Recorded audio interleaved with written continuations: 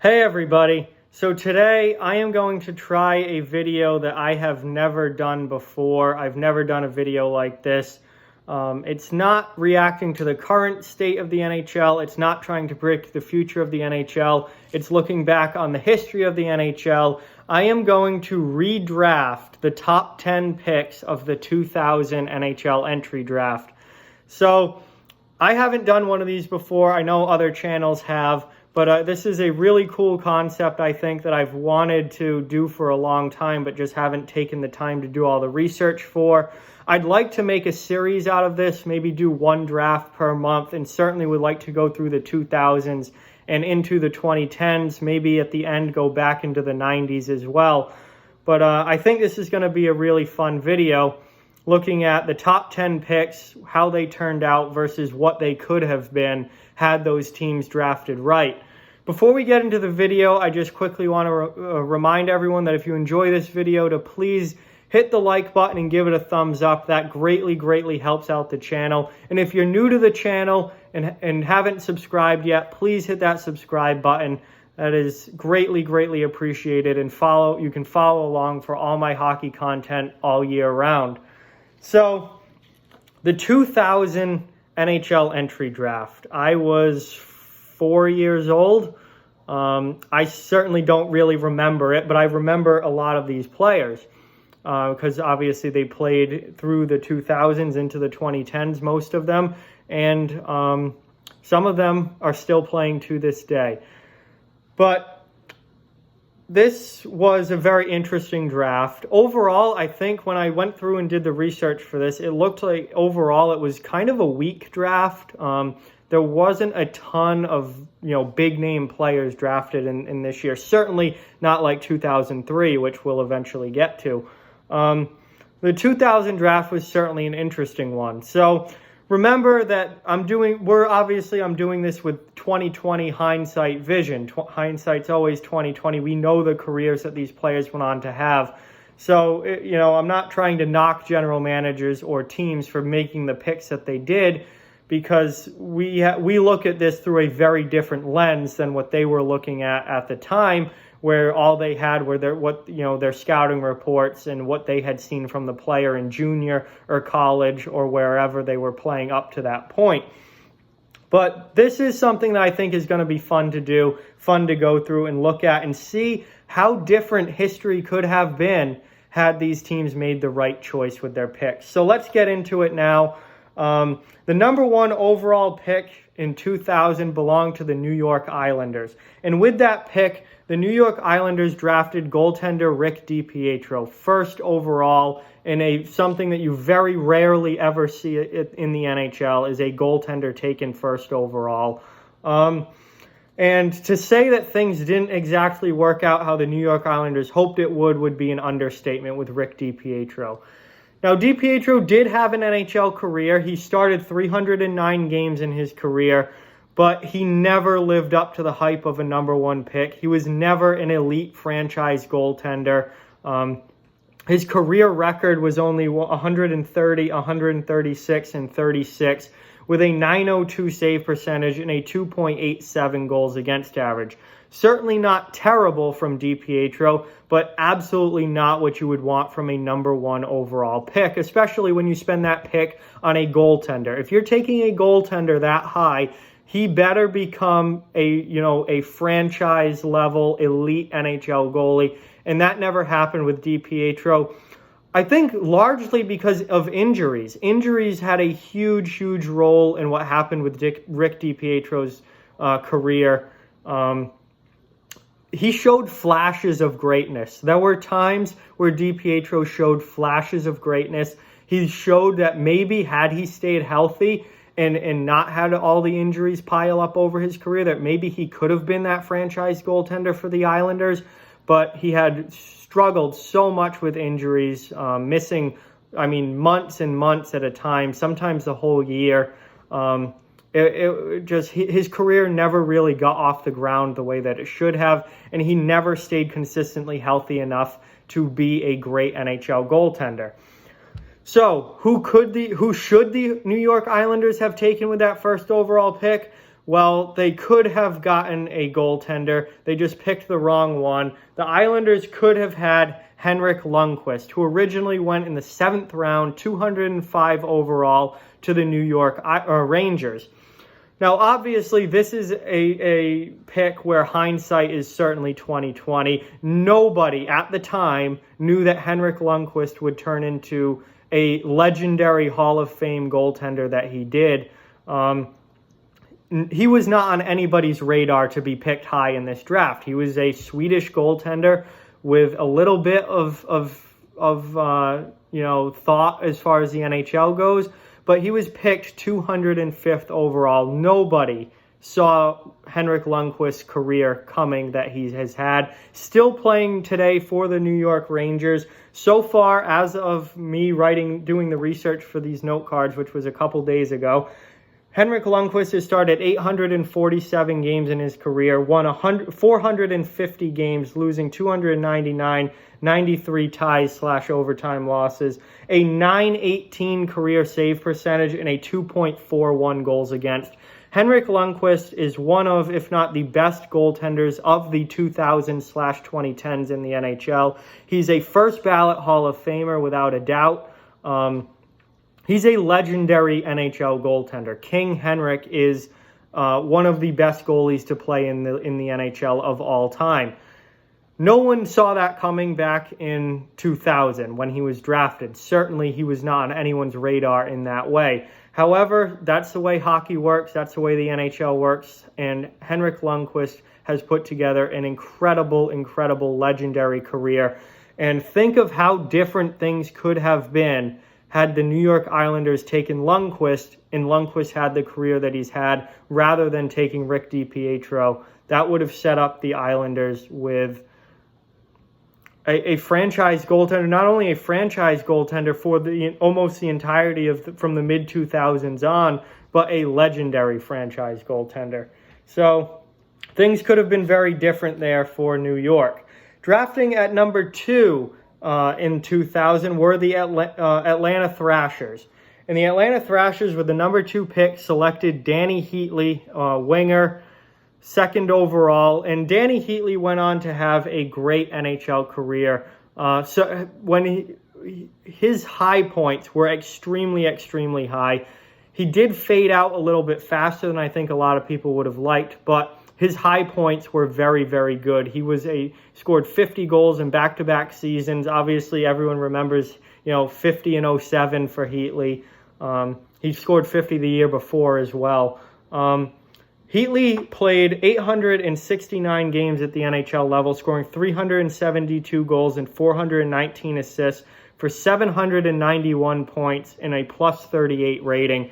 Heatley's best years in his career came with the Ottawa Senators when he was part of one of the absolute best lines in all of hockey at the time in Ottawa with Jason Spezza and Daniel Alfredsson. And Heatley had a very good NHL career. His high points were very high with those 50-goal seasons, and he was an extremely skilled player. However, so Danny Heatley was not a bad pick at all at number 2 for the Atlanta Thrashers. However, there is one player that I think could have went before Heatley who had a little bit longer of a career in similar point production, and that's who I would have taken if I was Atlanta at picking at 2 overall, and that is Marian Gaborik, who originally went 3 overall to Minnesota in the real-life draft in 2000. Marian Gaborik played over 1,000 games in the NHL, 1,035, scoring 407 goals, 408 assists for 815 points, and a +95 rating. Gaborik's highs never really reached the highs of Heatley's, but Gaborik lasted longer as a very good player. He never scored 50 in a season, although he had many 30 and 40 goal seasons. And Gaborik had some really great years with Minnesota, where he really broke out and became a star player. He had some great years with the Rangers. He had some good years with the LA Kings. Gaborik put together a very nice NHL career. And, I feel like these two are kind of interchangeable at 2 and 3. I just think because Gaborik played longer and scored more career points, that he could have been a better fit in Atlanta rather than them taking Danny Heatley. So let's say Atlanta takes, for the sake of this redraft, Atlanta takes Danny Heatley or Marian Gaborik 2nd overall. That means Minnesota, who took Marian Gaborik 3rd overall, would not be able to do that because he is off the board at this point, who we just talked about. So they would then take Danny Heatley at number 3. So that basically just swaps your 2nd and 3rd pick. And instead of Heatley going to Atlanta, Gaborik goes to Atlanta and Danny Heatley goes to the Minnesota Wild. That gets us to the 4th overall pick in the 2000 draft, where the Columbus Blue Jackets took defenseman Rostislav Klesla with the 4th overall pick that year. Now, Klesla went on to have a decent NHL career with the Blue Jackets and then the Phoenix Coyotes, and he was a solid defensive defenseman in his day. He played 659 career games, scoring 48 goals, 111 assists for 159 points, and a -46 rating over the course of his career.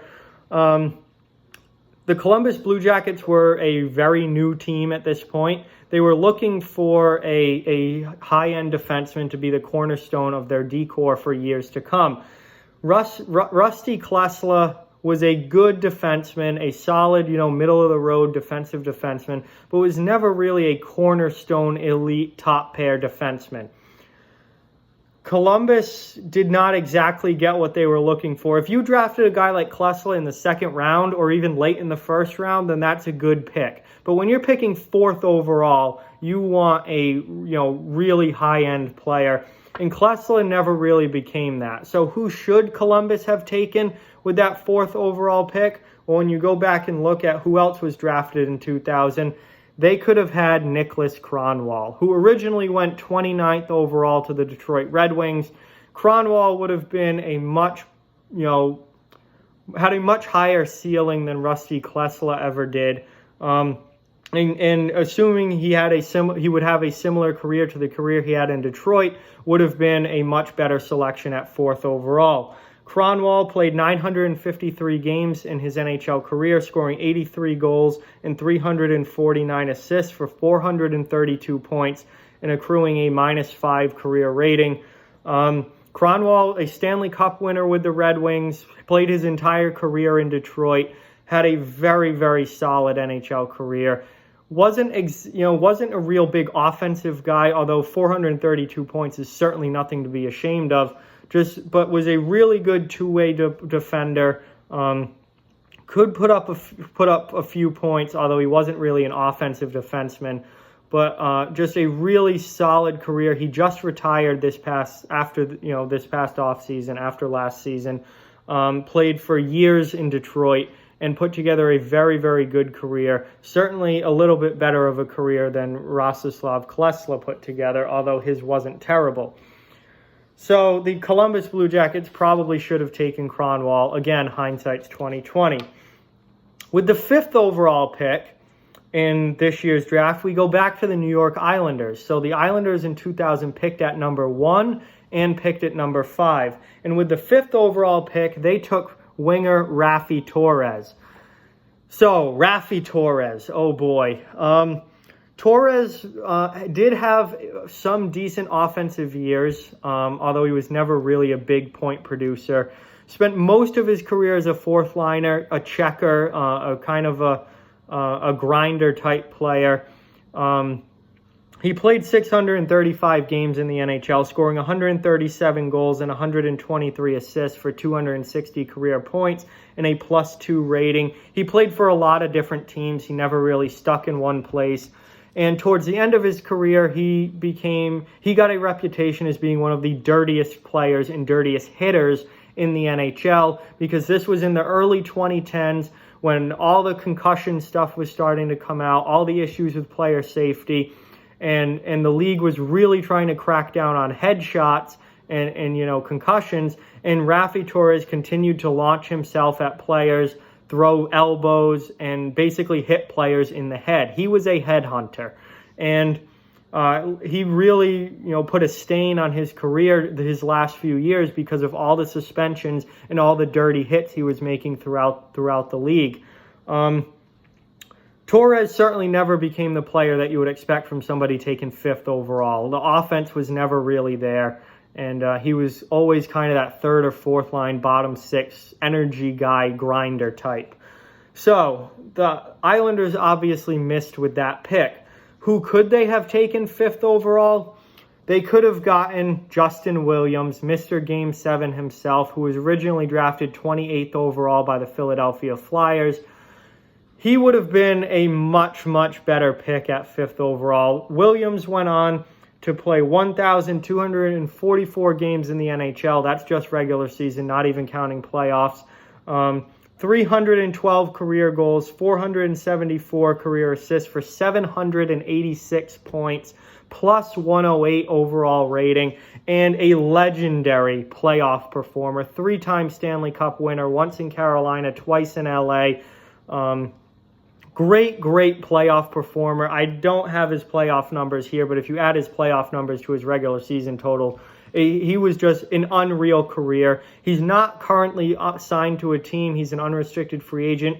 He is not officially retired either as of right now. He is taking a break from the NHL. We'll see if he comes back or not. Even if he never plays another game in the NHL, a legendary career for Justin Williams, a winner, an incredible player, an incredible playoff performer, and he would have been a much, much, much better pick at 5th overall than Raffi Torres certainly turned out to be. Imagine, we're going to stop here for a second because the New York Islanders picked 1st and 5th in this draft.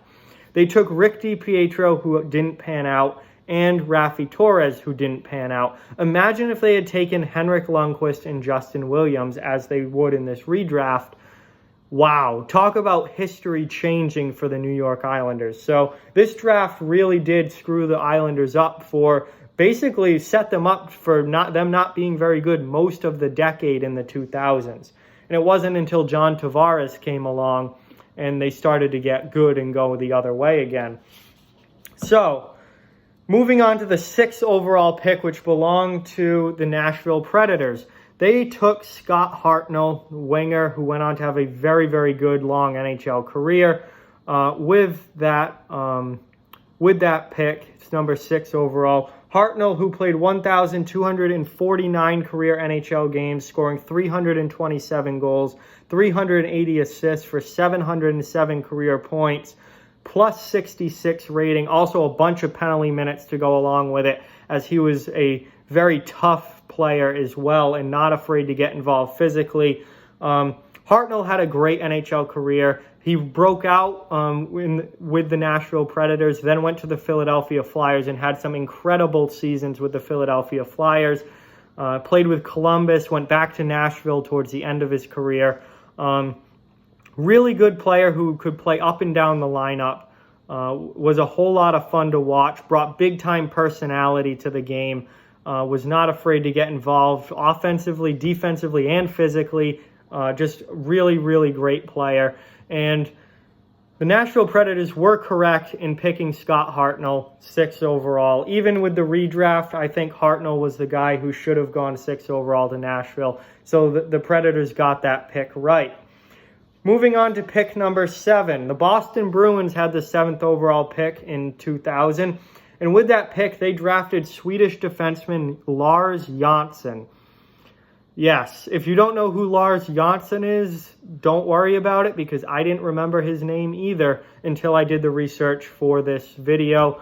Jonsson never played for the Boston Bruins. He did play 8 career NHL games for the Philadelphia Flyers, and I believe it was the 06-07 season where he had 2 assists for 2 points and a -4 rating.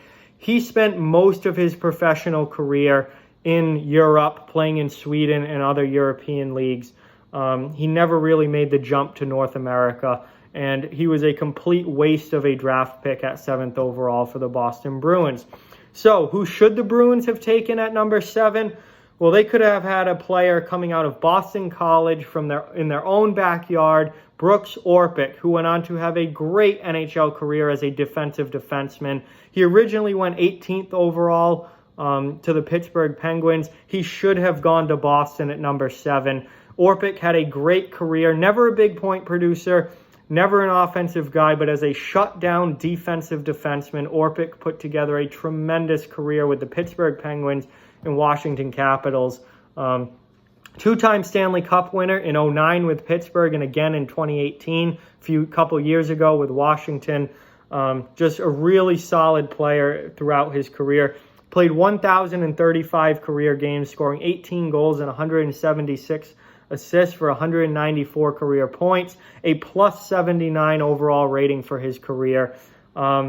Just a great shutdown defensive defenseman. And then later in his career, as the game sped up and he slowed down, he became more of a bottom pair type guy, but a really good veteran physical bottom pair defenseman later in his career. Brooks Orpik would have been a fan favorite in Boston given his physical playing style, and certainly would have been a much better pick than Lars Janssen turned out to be.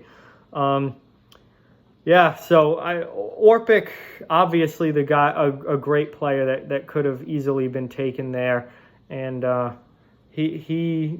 Boston really missed, especially since he played at Boston College, and the Bruins had, scout. He was right in your city playing college hockey. How did you miss out on this guy? That was definitely a tough one for Boston. So Orpik should have been the guy there.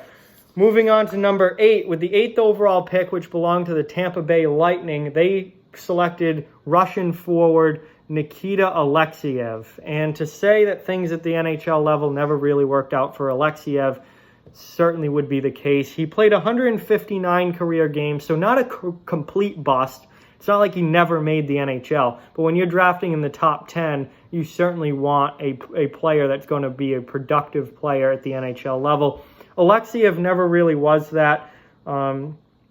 Scored 20 goals and 17 assists for 37 career points and a -8 rating. Just never really found his footing to become a full-time NHL player, and things just did not work out with him in Tampa Bay. So who could the Lightning have taken at number 8 overall? Well, they could have taken center Antoine Vermette, who originally went 55th overall in the second round to the Ottawa Senators. Vermette put together a very good NHL career with over 1,000 games played, and certainly would have been a much better pick at 8th overall than Alexeyev turned out to be. Antoine Vermette ended up playing 1,046 career games in the NHL, scoring 228 goals, 287 assists for 515 points, and a -49 overall rating. Was a very good player for Ottawa. Went to the Phoenix Coyotes, or the Arizona Coyotes. Played in Anaheim for a couple years. Vermette put together a pretty darn good career, mostly as a third-line center. He was never really a top 6 guy, but a very, very good third-line center. A great face-off guy. I believe his career face-off percentage is over 56%, so he was incredibly valuable in the face-off dot, and really just put together a really solid career as a third-line guy. And he could have been a great shutdown defensive third-line center for Tampa Bay, but they decided to pick Alexeyev in real life. Again, hindsight's 2020. Oh, here's a good one. So with the 9th overall pick, it was Calgary Flames picking. They took goaltender Brent Krahn with the 9th overall pick in 2000. And that's right, 0 career games started, 0 wins, 0 losses, 0 everything. He did play 1 period of NHL action with the Dallas Stars. He gave up 3 goals on 9 shots in that 1 period, and that was it for him in the NHL. Never started a game. Obviously, a huge bust, taking a goaltender in the top 10 and him never even starting an NHL game. As bad of a pick as you could have possibly gotten there for Calgary. So, who should have Calgary taken 9th overall? Well, they could have gotten their goaltender. It just should have been Ilya Bryzgalov, who was originally taken 44th overall in the second round by Anaheim, and while inconsistent for sure, put together a pretty darn good NHL career. Bryzgalov ended up starting 445 NHL games, winning 221 of those, losing 162 and 54 ties / overtime losses. I combined those because before the lockout you had ties, after the lockout you had OT losses. Just combined them. A .912 career save percentage and a 2.58 goals against average. Very, very respectable numbers there for Ilya Bryzgalov. Yes, at times he was inconsistent. Yes, he had some bad seasons. But overall, he had some very good years as well, especially with the Coyotes. He had a good year with the Flyers. He had a real good year one year with the Flyers. Bryzgalov was a decent goaltender. And, obviously he could have worked out a lot better in Calgary than Brent Cron ever did. So that's who Calgary should have taken. And finally, only doing the top 10, obviously, otherwise this video would be an hour long. The Chicago Blackhawks, who took center Mikhail Yakubov with the 10th overall pick in 2000. Yakubov, if you've never heard of him, neither did I until I did this video. He did not ever find his way at the NHL level. He only played 53 career games. He scored two goals and 10 assists for 12 career points and a -13 rating in just 53 games. Never found himself a regular in an NHL lineup, could never really make the big show. And just a flame-out career for Mikhail Yakubov, so certainly not what Chicago was hoping for when they took him 10th overall. So who should the Blackhawks have taken 10th overall? Well, he's still playing to this day. Defenseman Ron Hainsey was still on the board. He originally went 13th overall to the Montreal Canadiens, and Hainsey has put together a tremendous NHL career so far. Never a superstar player, never an elite defenseman, but a very, very solid player for years and years in the NHL. His numbers are still going up as he currently plays for the Ottawa Senators and is still in the NHL. But as of me doing the research for this video, he's played 1,072 career NHL games, scoring 58 goals, 242 career assists for 300 points on the dot. He's going to get more points this season, so he will go over the 300 mark and a -30 career rating. There's not much just more to say about Ron Hainsey other than he's still playing. Mikhail Yakubov played 53 career games. Ron Hainsey, over 1,000, going to go over 1,100, assuming he stays healthy this season, and is still playing in 2019. Really, really solid defenseman. Good veteran guy now later in his career. Again, never a huge point producer, never a flashy player, never a big name, but a very, very solid long NHL career. So, there is my redraft for the 2000 NHL entry draft, the top 10 picks, how they went versus how they should have went or could have went, again, with 2020 hindsight vision.